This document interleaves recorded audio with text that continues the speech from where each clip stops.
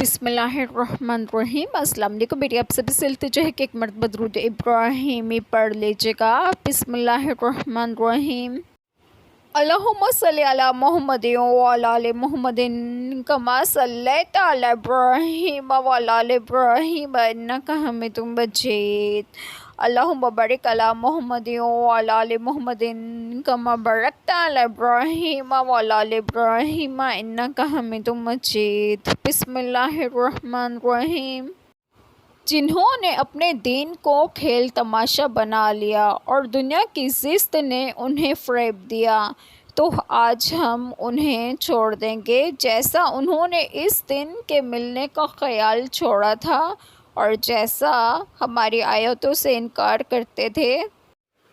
بسم اللہ الرحمن الرحیم۔ آج جو بات میں آپ لوگوں سے ڈسکس کروں گی وہ یہ ہے کہ آیت کریمہ میں ہے کہ جنہوں نے اپنے دین کو کھیل تماشا بنا لیا کہ حلال و حرام میں اپنی ہوائے نفس کے تابع ہوئے، جب ایمان کی طرف انہیں دعوت دی گئی مسخری کرنے لگے اور دنیا کی زشت نے انہیں فریب دیا، دنیا کی لذتوں میں آخرت کو بھول گئے، تو آج ہم انہیں چھوڑ دیں گے جیسا کہ انہوں نے اس دن کے ملنے کا خیال چھوڑا تھا اور جیسا ہماری آیتوں سے انکار کیا کرتے تھے۔ حضرت ابو ہریرہ رضی اللہ عنہ بیان کرتے ہیں کہ رسول اللہ صلی اللہ علیہ وسلم نے فرمایا، اللہ تعالیٰ قیامت کے دن بندے سے فرمائے گا، کیا میں نے تیری عزت افزائی نہیں کی تھی؟ کیا میں نے تجھے سردار نہیں بنایا تھا؟ کیا میں نے تجھے بیوی نہیں دی تھی؟ کیا میں نے گھوڑے اور اونٹ تیرے لیے مسخر نہیں کر دیے تھے اور تجھے چھوڑ نہیں دیا تھا کہ تو عزت و وقار کے ساتھ جس طرح چاہے کھائے اور پیے؟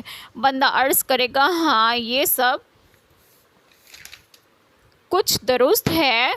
تب اللہ تعالیٰ فرمائے گا، کیا تجھے یقین تھا کہ تو ایک دن میرے ساتھ ملاقات کرے گا؟ بندہ جواب دے گا، نہیں میرے پروردگار، مجھے یہ یقین نہیں تھا۔ تو اللہ تعالیٰ فرمائے گا کہ آج میں بھی تجھے بھلا دوں گا جس طرح تو نے مجھے بھلا دیا تھا۔ تو آج ہم انہیں چھوڑ دیں گے، یعنی کفار نے دنیا میں جو معاملہ اللہ عز و جل کے حق میں روا رکھا تھا، قیامت کے دن اس کا انجام ان کے سامنے آ جائے گا۔ چونکہ انہوں نے قیامت کا خیال تک چھوڑ رکھا تھا تو اللہ تعالیٰ نے انہیں ان کے اس بھولنے کا بدلہ دے گا۔ یہاں اللہ تعالیٰ کی طرف نسیان کی نسبت کا مطلب کفار کے نسیان یعنی بھولنے کا بدلہ دینا ہے۔